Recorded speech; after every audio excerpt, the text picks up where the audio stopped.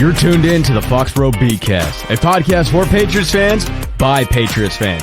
And here are your hosts, is Kaleb McChesney and Ryan Moore.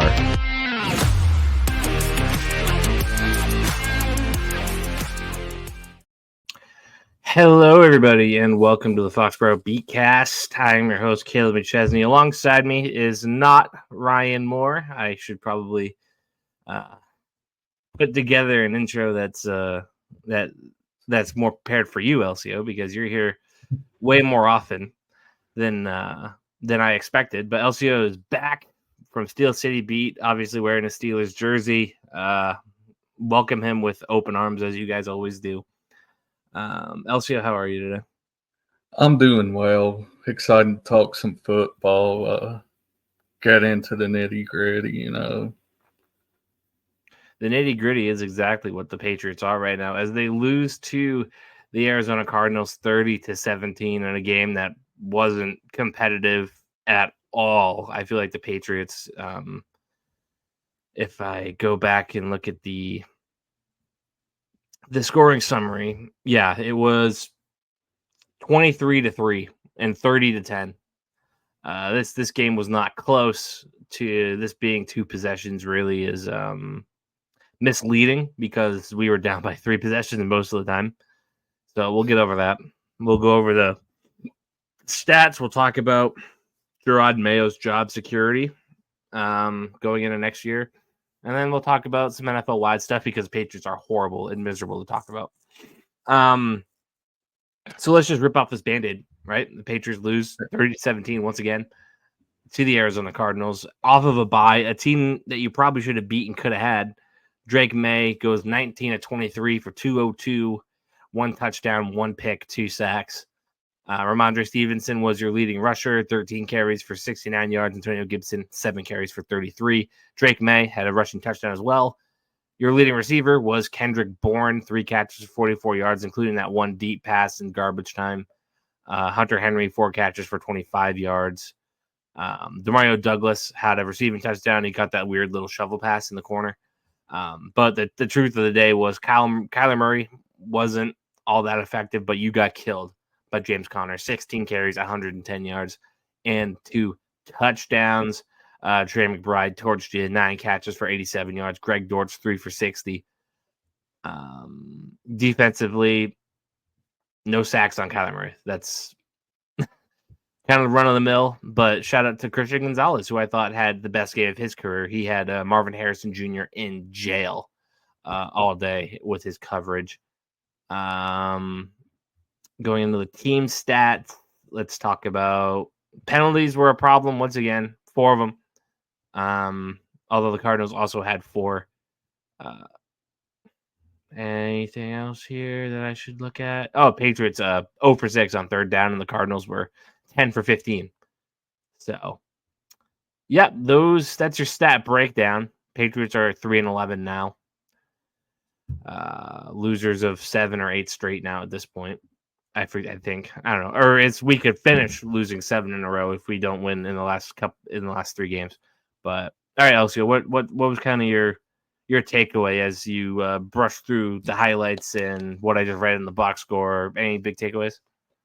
Yeah, I saw a couple, good touchdown passes to Marvin Harrison, or what would have been if there's a worse corner on him.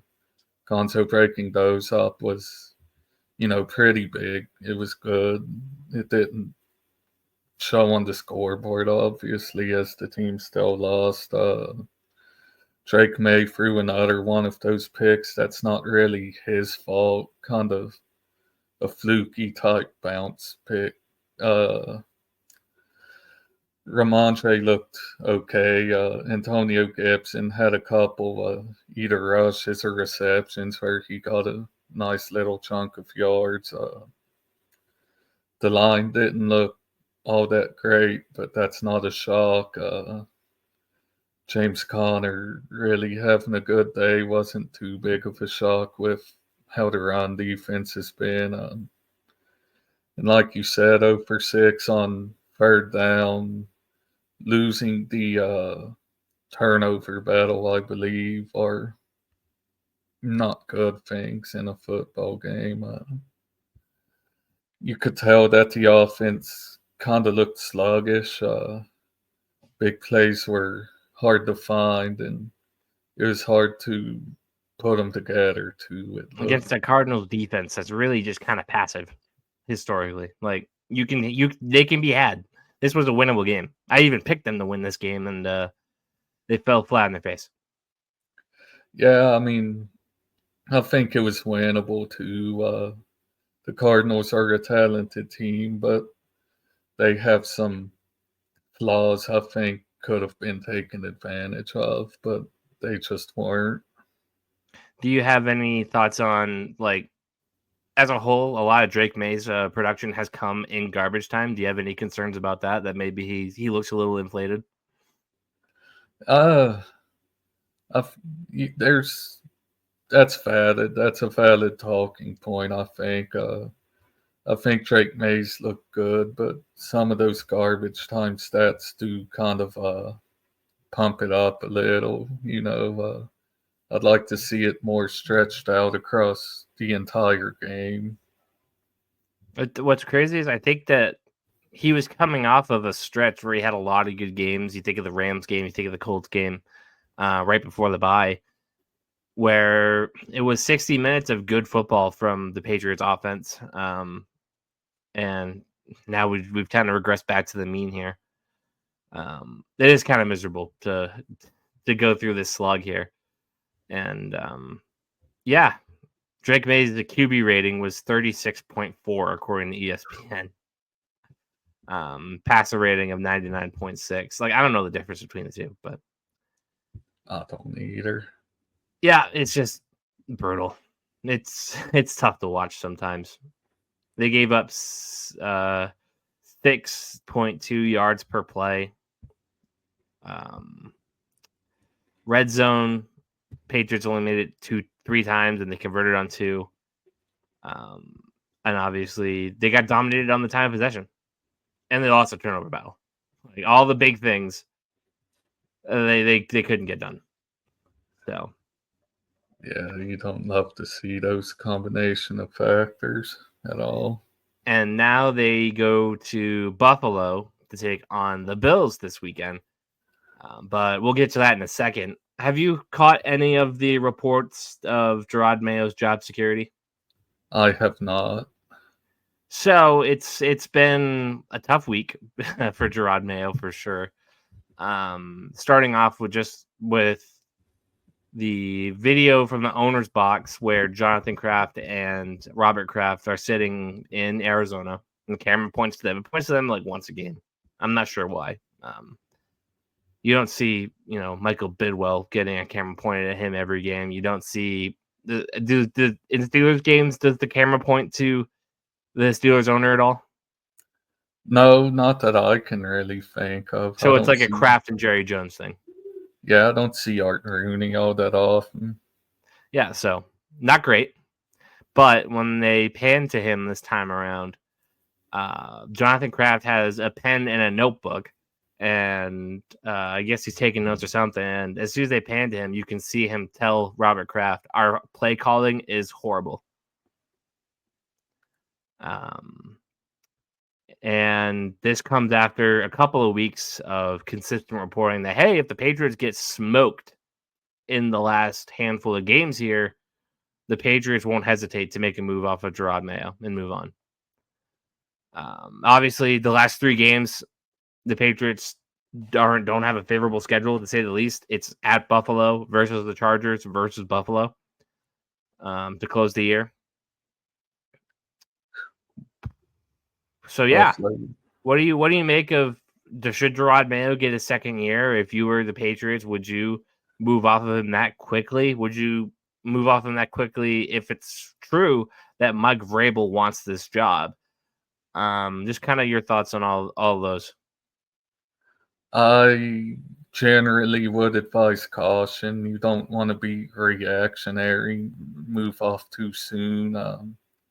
It's his first year ever being a head coach, first year there, obviously. But if you can land Mike Vrabel, you could talk me into getting on that train to move off Mayo for Vrabel, because I thought that's who you should have hired last year if possible.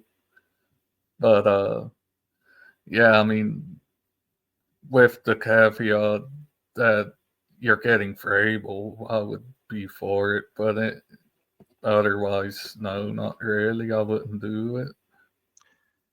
I've been saying all year that I think Jerod Mayo has the makeup to be an NFL head coach. I think the players love him and they're behind him and they play hard for him.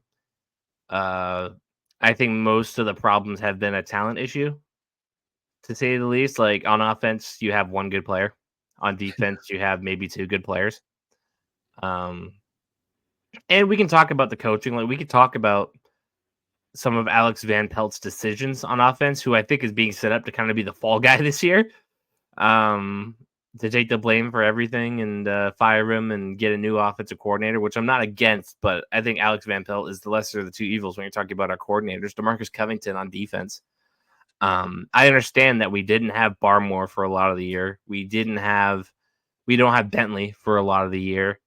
Kyle Duggar playing hurt. I think he's graded out as one of the worst safeties in the NFL this year. Jabril Peppers obviously having the off-field incident with his girlfriend. That kept him out of the lineup for 7 weeks. Like there's a lot of factors there, but the defense does get bowled over a lot. And that was one of the things that you thought you could feel great about.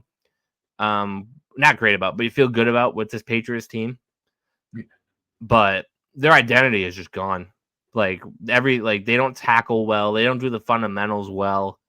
I didn't expect it to erode that quickly with Belichick now out of the picture and insert this Mayo administration, which is a lot of Belichick ragtags, who I'm sure will just be flying to North Carolina here at the end of the year.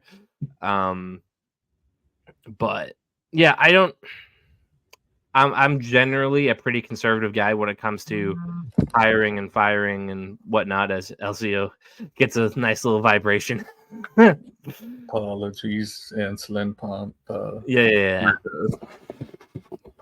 That was funny. Yeah, I lost my train of thought there. I think Alex Van Pelt has done a great job with developing Drake May. I think he'd be an awesome quarterback coach. I mean, he's coached Aaron Rodgers.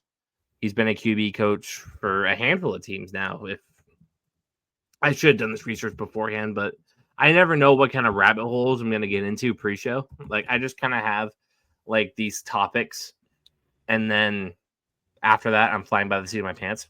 But he was the Buffalo Bills quarterback coach in 2009, Tampa Bay's quarterback coach in 2011. He was with the Packers from 2012 to 2017. He was the Bengals QB coach in 2018, 2019. The Browns offensive coordinator in 2020 and 2021 and 2022. Offensive coordinator and quarterbacks coach in 2023 before he was obviously let go. From my looks of it, this wouldn't be Van Pelt's first time being the fall guy. Be getting ran out of town after the first year of the Deshaun Watson experiment. So, I don't know.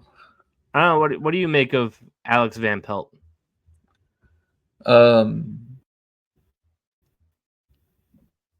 I think I like Van Pelt as a QB coach, like you said.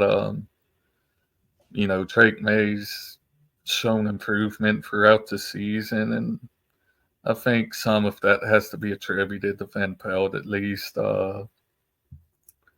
If he's going to be the fall guy, if I was the Patriots, I would prefer to maybe make some movements around the coaching staff, maybe move him to QB coach, bring in a new OC ahead of him. But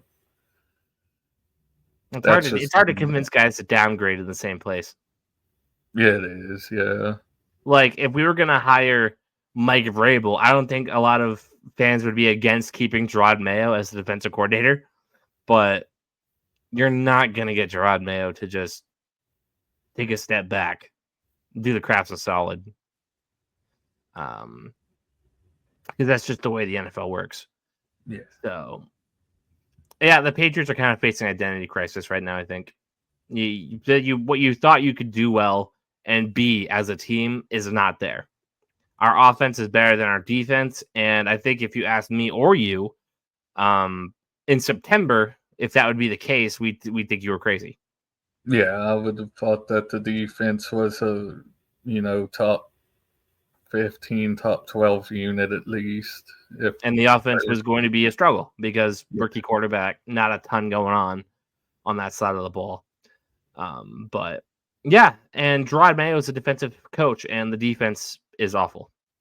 So there's a knock against him there. There's a knock against how he kind of carries himself at the podium. Not that I think he says anything incorrect.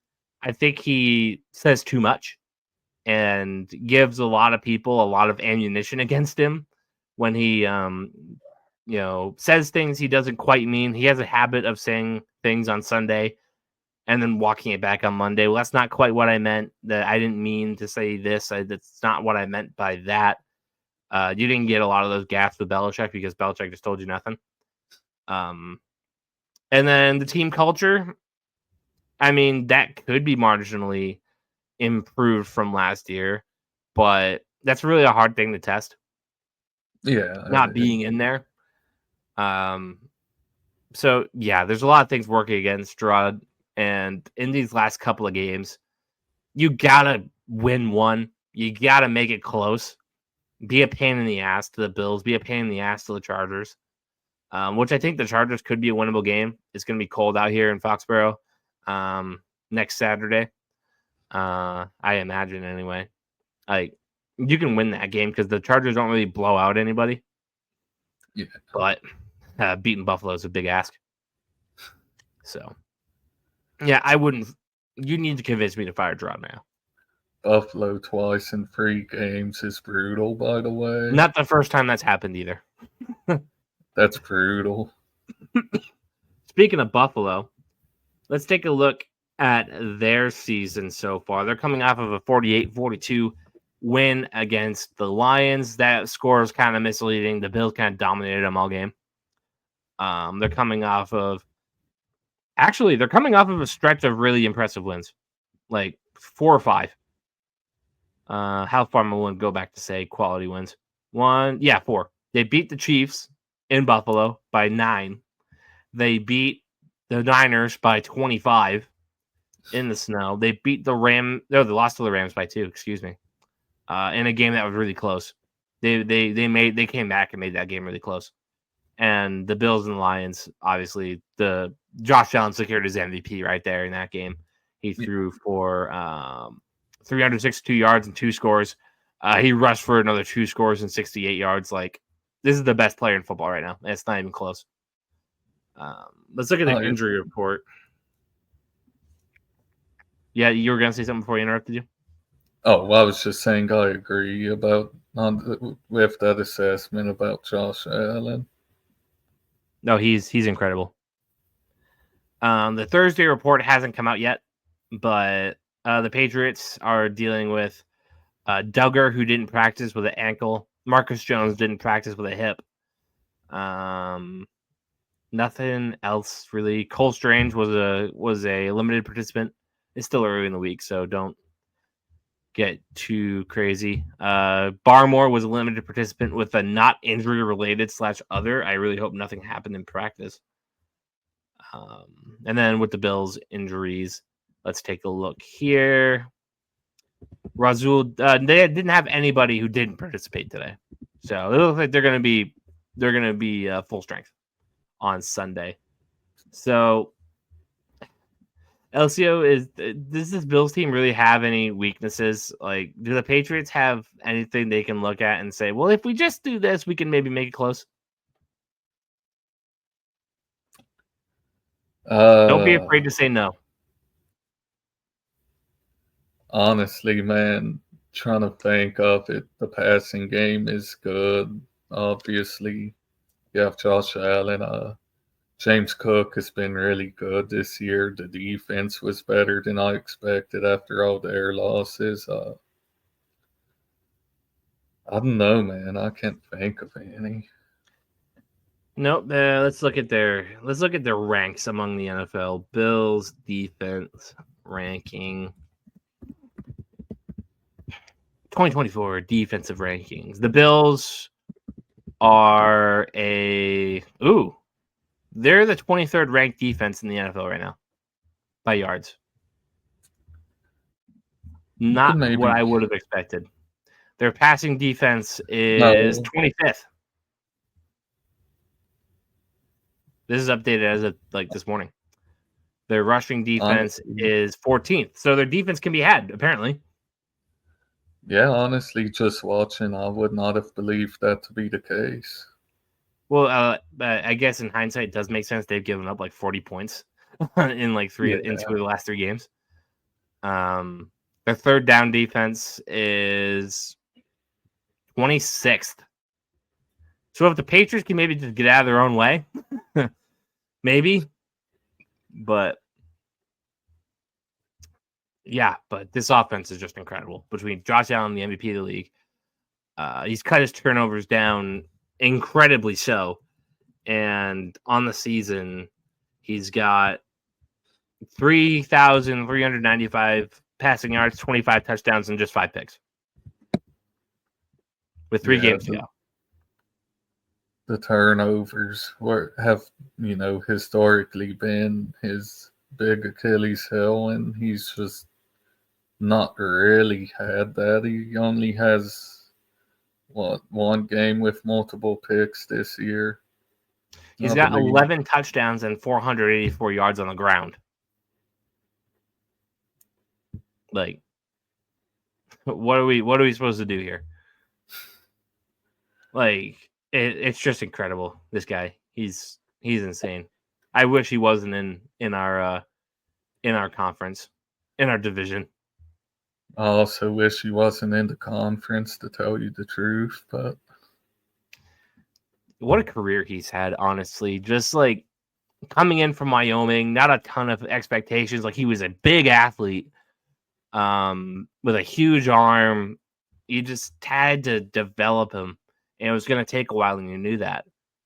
But after 2 years, he got Brian Daboll, and the Buffalo Bills are now what we were in the division a couple of years, before they started getting hot. I say a couple of years, but we're almost 5 years removed from the last time the Patriots won the division. Just incredible.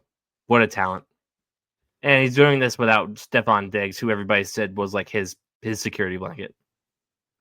Yeah, I think as far as yardage, Khalil Shakir might be his leading receiver, and that's kind of crazy if so, that he's managed to do what he's done with that. Not that Khalil Shakir is a bad player, but... No, but he's not a guy you'd think of as, a Stephon Diggs type talent. Yeah, he's the lead receiver with 774 yards and 4 touchdowns. Matt Collins has the most touchdowns with 5. And not that Matt Collins is a bad player either, but Josh Allen is doing this stuff with those guys as 2 of his top options. They have rookie receiver Keon Coleman, 6'4", 215, Florida State. He's got on the year, it's 481 yards and 3 touchdowns. He looks like a guy that could be something, but he's still got to develop. He's dealing with some injuries as well this year. But no, I can't see a world where the Patriots have a chance in this game. Josh Allen is going to do whatever he wants, just like he's done to this team in all but one game. I don't mean any offense by this, but to win, he'd have to make it a shootout, and I don't trust you all to win a shootout against Josh Allen and the Bills. No, right. Drake May would have to he had to turn it up another level. Alex Van Pelt's going to have to let him loose. And we've been really hesitant with that. We've been really conservative with our offensive play calling. Obviously, we elected to have the ball first in Arizona, which was the first. But they obviously missed the field goal on the first drive. And then set up the Arizona Cardinals to get a double score. 2 field goals going into the half and then coming out of the half. So 6-point swing. All right. I hate to break it to you, folks, but the Bills are going to smoke us. It's going to be bad. Barring anything unforeseen. I hope I'm wrong. But, all right, let's get into this Jets athletic story, huh? Yeah. This is the part of the show, folks, where we go through NFL stories / football stories and kind of talk about what's trending. Obviously, this just came out from Zach Rosenblatt, Diana Rossini, and Michael Silver of The Athletic. Woody Johnson Jets. The title, Madden Ratings, a lost season in the most dysfunctional place imaginable. It's the Jets have been a disaster. And I don't know where to start with this. I don't know where to even begin. Elsio, do you want to take the lead here? Apparently, Joe Douglas pitched the idea of trading for Jerry Jeudy, who has had a pretty good year in Cleveland. And Woody Johnson did his due process. He turned on his son's PS5, Xbox, whatever system, booted up Madden, went and looked at the ratings, and Jerry Jeudy's rating just didn't impress him. And, that's the clearest way of scouting. So he nixed that trade. No, we don't want an 82 overall or whatever overall he was on this team. 82 overall would be a little high for Jerry Jeudy coming off of last year. 76, maybe something closer to that. But yes. Right. So, and then there was this weird interaction in the locker room where the Jets won on Halloween night, and Rodgers walked into the energized locker room with the game ball in hand, and it was expected that he was going to give it to Ulbrich, who was the interim head coach. But before Rodgers could speak, Brick Johnson, who I assume is Woody Johnson's kid, he took another game ball and gave it to Garrett Wilson in a profanity-laced exclamation, which the owner's son later posted on Instagram. Woody Johnson then gave Ulbrich the ball Rodgers had been holding. Multiple players said the energy felt drained out of the room. It was the most awkward, cringeworthy, brutal experience.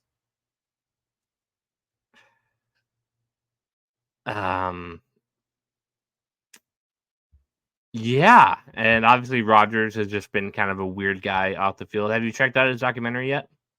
I have not. I haven't either, but it looks crazy. On the December 3rd episode of Pat McAfee Show, Rodgers talking about the Lions, talking about how much the difference makes when the owners back their coaches and general managers both privately and publicly. It was kind of indicated that Rodgers was taking a shot at Woody Johnson. Obviously, it's been a season from hell from the Jets. You get Rodgers back, and he doesn't play well. You have you trade for Devontae Adams, and he doesn't play well. Yeah. They're 4-10 right now, and they've missed the playoffs for 14 straight seasons. Like, what are you gonna do? Man, travel back in time and ever make that Aaron Rodgers trade. Is that an option? It honestly goes even further than that. Like, this goes back to like Geno Smith getting punched in the face in training camp, and then they're forced to give Ryan Fitzpatrick a big contract because he plays well. Yeah, I mean, the New York Jets are the dysfunction franchise in the league. You can talk about your Chicago Bears. They're pretty dysfunctional. You have a lot of, poverty franchises, as people call them. But this might be my favorite. This might be my favorite part of the story. Some inside the organization believe Johnson is consumed with the public perception of his franchise, sometimes at the expense of the on-field success. When the Jets traded quarterback Zach Wilson to the Broncos in April, Denver asked Douglas to include the final pick of the draft. And he said no because he wanted to select Mr. Irrelevant. He thought he needed Mr. Irrelevant to get a Brock Purdy. I don't think that's ever happened in the history of the NFL. A team wanted a worse pick. Yeah, I mean, man, that's like teams being like, yeah, give me 199th overall. I'm sure I can find Tom Brady there. I mean, Brock Purdy being Mr. Irrelevant is kind of part of his appeal. He's special for that purpose. Like, he wasn't meant to be how about Brock this story? Purdy. In 2022, quarterback Mike White played through broken ribs in the late season game against the Seahawks. White played poorly. The Jets lost and were eliminated from playoff contention. After the game, with the quarterback in the showers after throwing his helmet to the locker room floor, multiple Jets players said they heard Woody Johnson say, "You should throw your helmet. You fucking suck."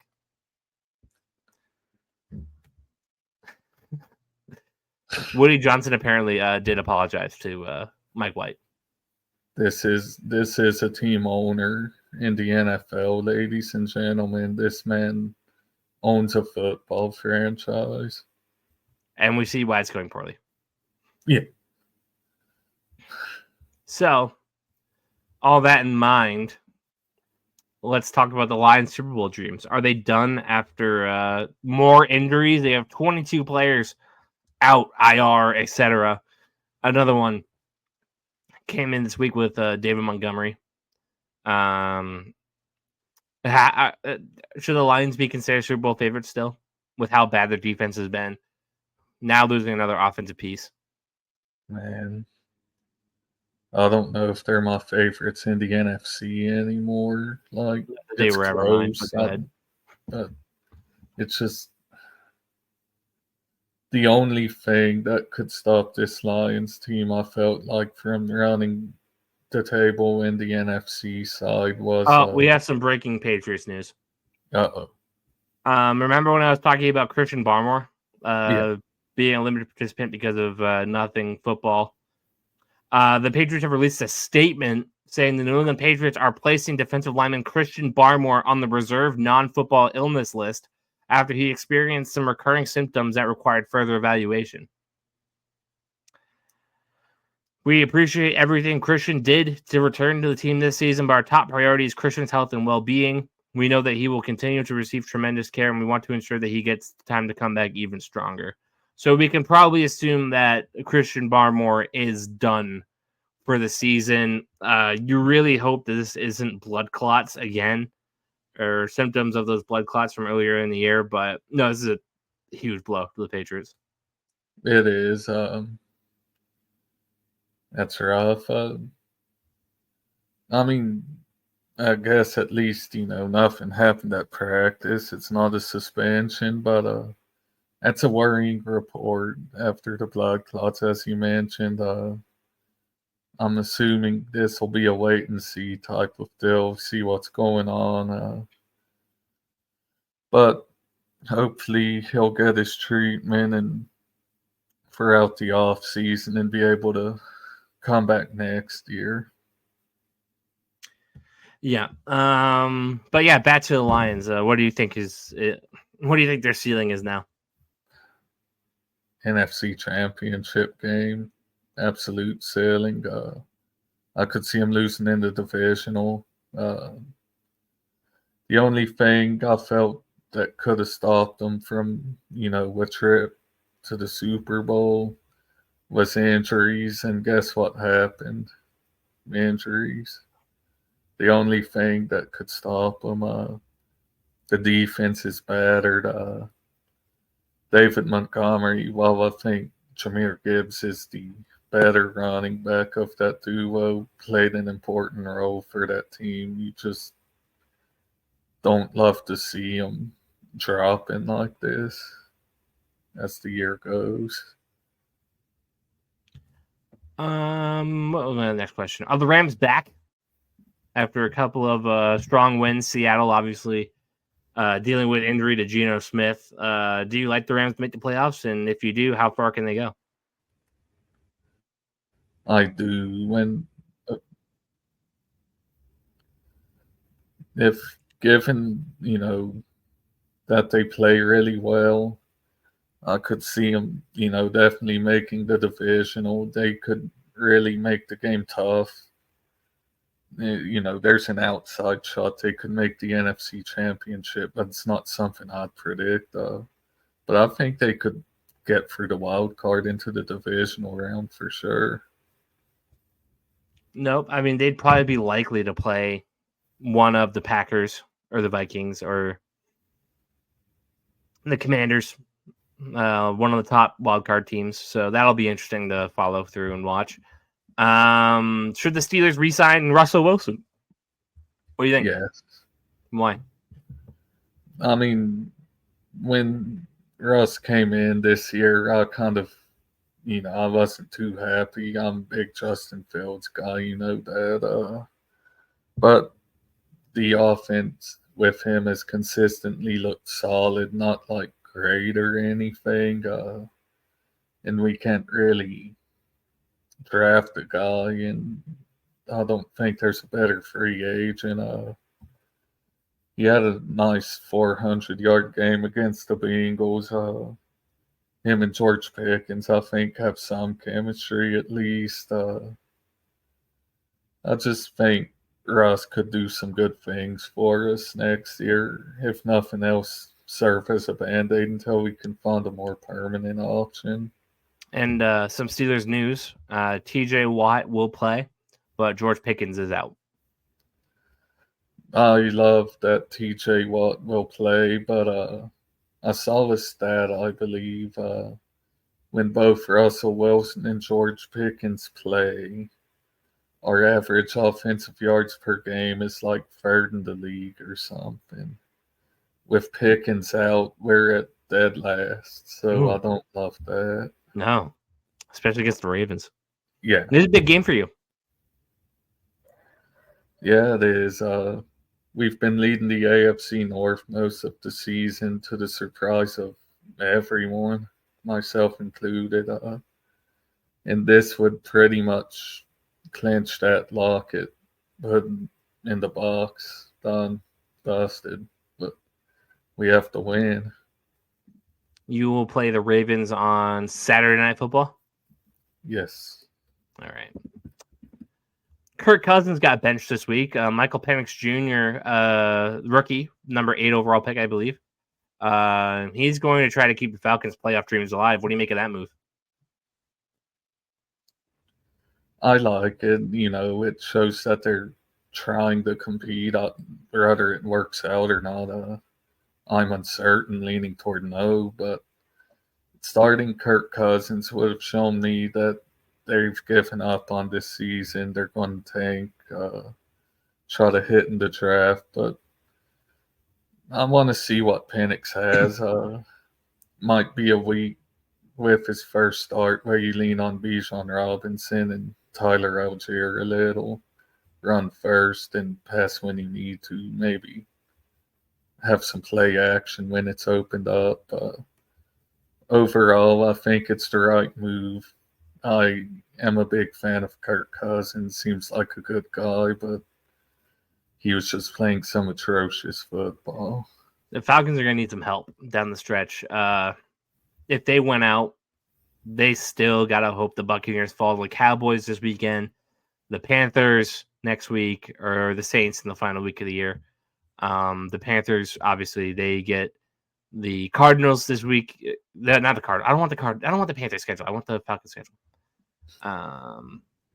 They have the Giants this weekend, the Commanders on Sunday Night Football next week, and the Panthers the final week of the year. So they're going to need some help because they're not making it as a wild card. They need to win the division. Two of those matchups, I think. Yeah, they do. Two of those games I view as, fairly winnable, but I don't love the Commanders matchup for them. For the Falcons, I mean. Keeping up with the same idea with quarterback benchings, Will Levis got benched for Mason Rudolph. Jameis Winston benched for Dorian Thompson-Robinson. Do you think this is just precautionary? Do you think that they're just trying to lose?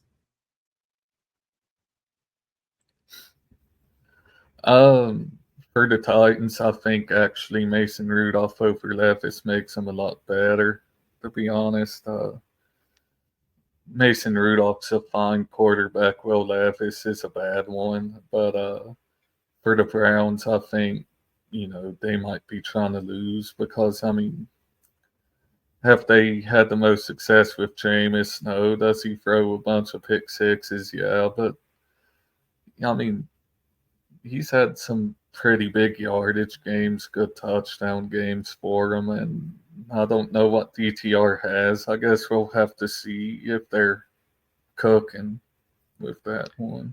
Ultimately, with the report this week that Jameis Winston is going to come back. Not Jameis Winston. Deshaun Watson is going to come back and be the starter next year. I mean, it's all kind of just going down the toilet in Cleveland. Yeah, so basically they're throwing this season away and throwing next season away too. Moving down to college football for a brief second, Mike Vick named head coach of Norfolk State. I have no idea where that Norfolk, Virginia. Okay. Is that anywhere close to you, Elsio? I don't know. What do you make of Norfolk is a little bit far from Richlands, I believe. what do you make of Mike Vick being a college head coach? It's intriguing to me. We'll see how he does. Obviously, a smaller school, probably D2, maybe D3. So not a ton of pressure. But if he succeeds there, you could see him maybe It's move on up. it's D1 FCS. D1 FCS. So a little bit of pressure there because if you see him succeed there, he could move up in the world in coaching. Nice to see him come back to the state of Virginia, do some college work there.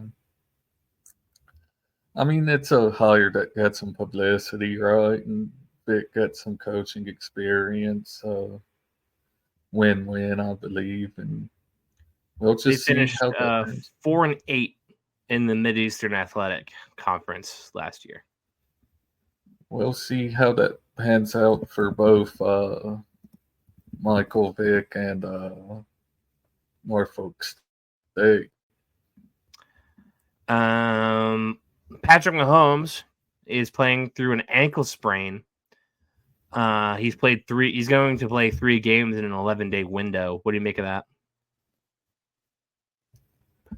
I would assume that unless the first seed's in doubt, which I check the standings because I have no idea. They need to rest him for at least one of those games. I feel like because the ankle sprain, he was considered week to week anyways. If you're a Chiefs fan, you're glad he's playing this week, but you might want to get another win or two and go ahead and rest him for the playoffs, I feel like. Their last 3 games are Houston this weekend on Saturday, Steelers next week, and they finish the year in Denver against the Broncos. I would be happy if they rested him against us. You can't see that, especially if you beat Baltimore. Yeah. Is Jaden Daniels truly worthy of offensive rookie of the year? I'm going to be honest, and after all the trash I talked about him through the draft process, it's tragic to say this publicly. I think it's Bo Nix. I agree. I really do, ironically. I agree. Bo Nix, I think statistically they're fairly close, but Bo Nix has just been more consistent, I feel like, and both guys are leading their teams to the playoffs, I believe, so that's kind of wash. I think it's Bo Nix. I think it's him or Brock Bowers. Yeah, Bowers is another candidate. It's hard to project a non-QB win in it, Right. So, given that this is a quarterback-friendly league, and they're going to give it to the best rookie quarterback, unless the best rookie quarterback isn't very good. Yeah, 3 of the last 5 have been quarterbacks. So, yeah, just throwing it out there. I would also vote for Bo Nix or Brock Bowers. Yeah. Close out this section before we get to the picks. Going to be a shorter show today, which I'm sure nobody's complaining about. Are you sold the first two selections in the NFL draft will be quarterbacks if the Giants and the Raiders finish 1-2? I am, but I'm not sold that it's the right move. I mean, I don't love this quarterback class a lot.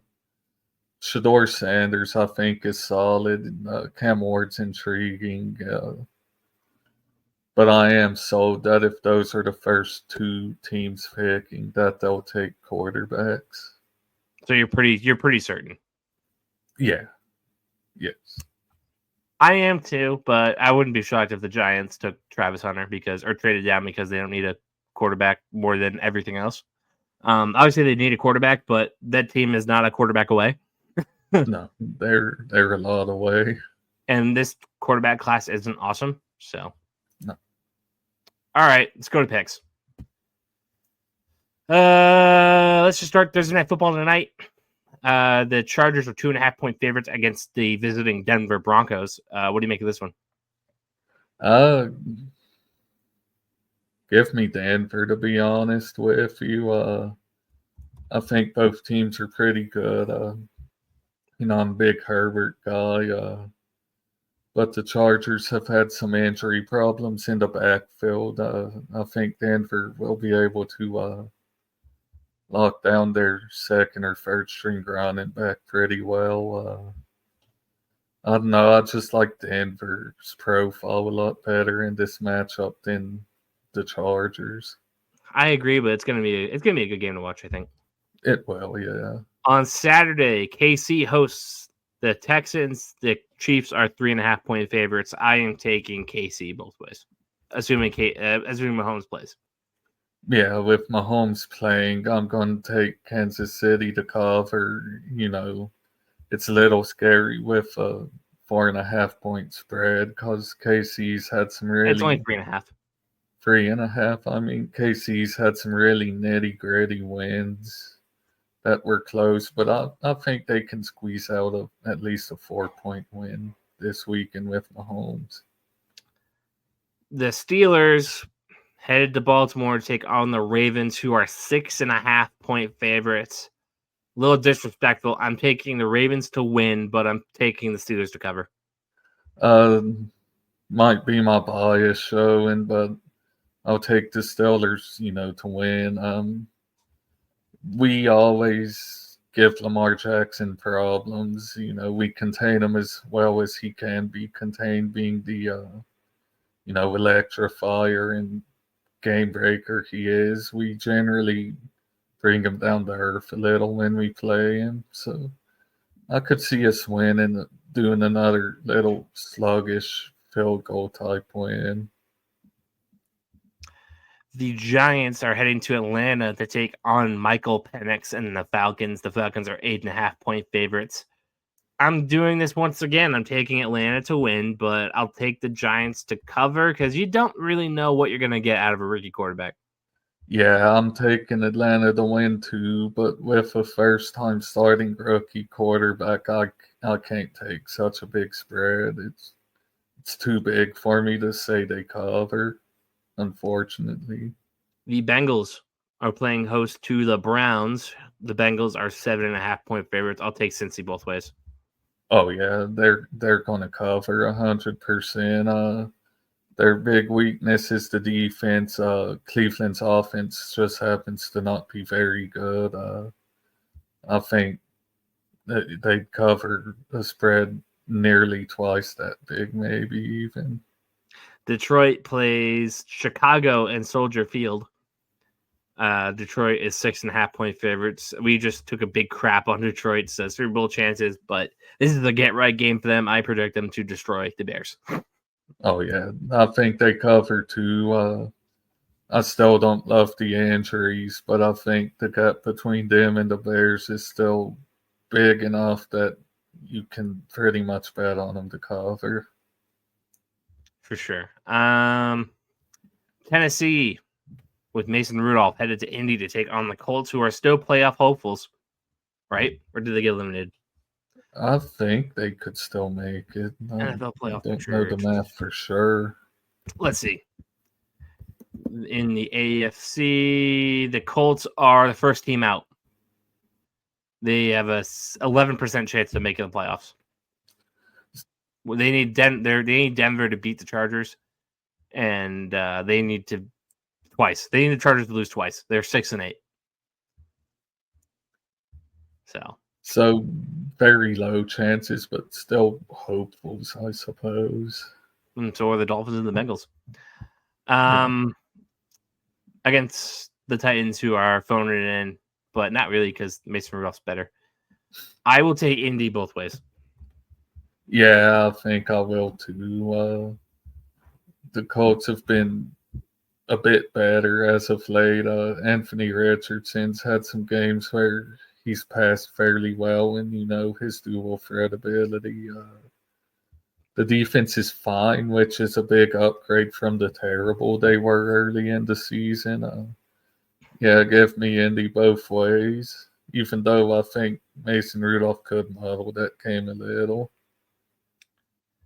The Rams headed to New York to take on the Jets. The Rams are 3-point favorites. I will take the Rams both ways. Yeah, I mean, the Jets have had a week last week or the week before, maybe even both, where the passing game looked a bit better, but such a small spread. I think the gap between the Rams and Jets is bigger than that. I'm going to take them both ways too. Philly at Washington. Philly are 3.5-point favorites. Give me Philly to win, but I don't think they'll cover. I think this is a gritty divisional rival game. Washington's good enough to kind of keep up. I think it's going to be closer than that. I'm taking Philly both ways. I think their talent is just way too good. They're going to suffocate the Commanders. That's kind of how I see it. The Cardinals are headed to Charlotte to take on the Panthers. The Cardinals are 5-point favorites. I'll take Arizona to win. I'll take Carolina to cover. I agree. The Panthers feel like a trap game. Like whatever spread you have, they're going to make it closer than that unless it's like 1.5 or something. I agree with you. Cardinals win. They won't cover, though. The Jaguars are headed to Vegas to take on the Raiders. The Raiders are 1.5-point favorites. I'm going to take Jacksonville both ways, obviously because they're the underdog. I think they're playing better football than the Raiders right now, believe it or not. Yeah, surprisingly, Mac Jones has not looked like a complete disaster out there. He's had some good games. I agree with you. I'll take Jacksonville to, win this game and obviously, cover. But we're obviously going to cheer for the Raiders to win because that'll improve the Patriots draft stock. The Niners are headed to Miami to take on the Dolphins. For some godforsaken reason, the Niners are 1-point favorites. I don't see that at all. Give me Miami. The Niners being favorites it's rather shocking. Both teams have kind of had disastrous seasons, derailed by injury, but the Dolphins are kind of more recovered from that. Like they have Tua back. Jonnu Smith's been quietly a really good tight end for. Yeah, he can play for everybody but us. Yeah, like give me the Dolphins for sure. Next we have the Buccaneers headed Dallas to take on the Cowboys on Sunday Night Football. When will they stop putting Dallas on primetime? Tampa are 4-point favorites. I'll take Tampa both ways. Oh yeah, I'm taking Tampa too. Cowboys, similar situation, injuries. It's just been a disaster. They just want this to be done with. And they'll probably still keep Matt McCarthy, huh? All right. Or Matt McCarthy. Mike McCarthy? I don't know. Yeah. The Saints headed to the frozen tundra to take on the Packers on Monday Night Football. The Packers are 14-point favorites. Give me the score and who you got winning. I have Green Bay 38-10. Yeah, I'm thinking Packers. I'll go 42-13. 55. All right. Patriots, Buffalo, 425. CBS, Charles Davis and Ian Eagle on the call in Buffalo. What's the weather going to be like? Weather in Buffalo on Sunday. What do we got? Ooh, snow showers. There we go. Yeah, this is how the Patriots win. They muck it up.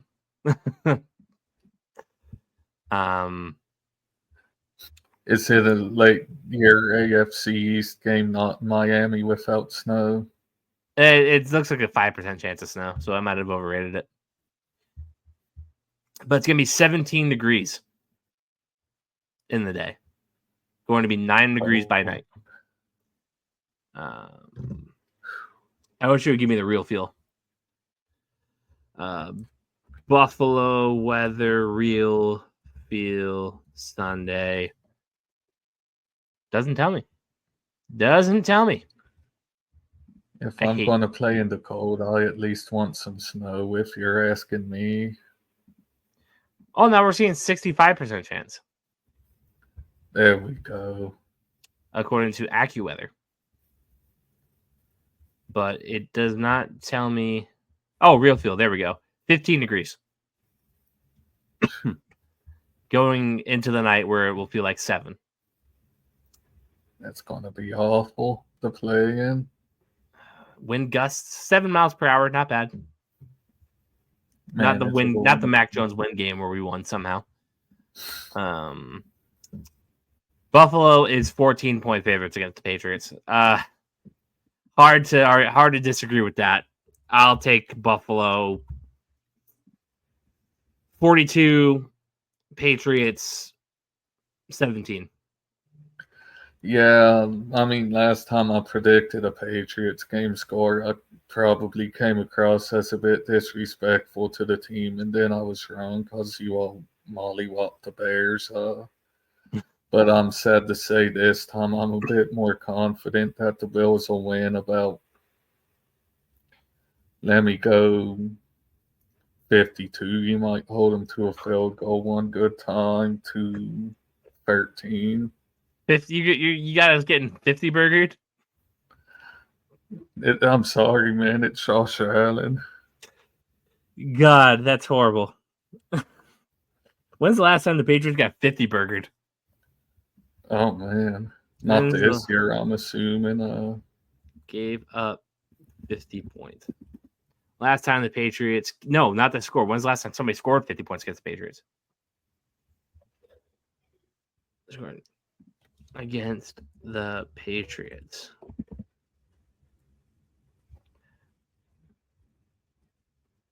1972. There's no way. We haven't gotten 50 burgers since the 70s? I guess I predicted history. We'll see if that happens. 1972, the Dolphins beat us 52-0. Larry Zonka got a couple of touchdowns in that one. Mercury Morris was the leading rusher, 90 yards for 3 touchdowns. Your Patriots quarterback was Jim Plunkett, who had 66 passing yards and 2 picks.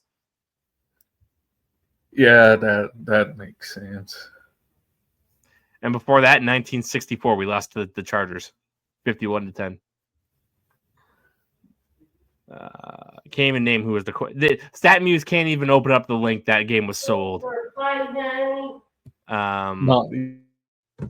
So yeah, Elsio's guys getting 50 burgers. Awesome. All right, that was your Foxboro BeatCast for the week. Obviously, we had the college football show that dropped yesterday or the day before. Go watch that if you haven't. But this is your traditional BeatCast. We covered everything Patriots in about an hour exact as it stands right now. So we did an okay job. LCO, you got anything to say to the fine people home? As always, an honor to be here. I enjoyed it. Love talking football, making some picks, maybe some bold ones. I hope you all don't really get 50 burgered.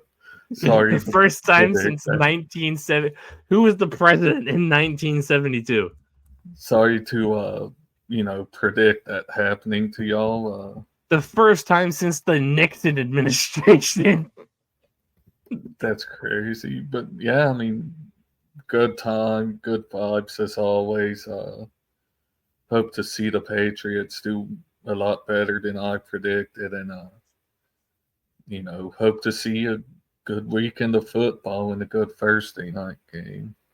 I agree, and that kicks off in just about 4 hours. This has been the Foxboro BeatCast, everybody. Make sure you like and subscribe. Make sure you follow the show on Facebook. And, we'll see you all next week after the Patriots get 50 burgered. We'll see you all then. Thanks for tuning in to this edition of the Foxboro BeatCast. Make sure you like and subscribe and follow us on Facebook and Instagram.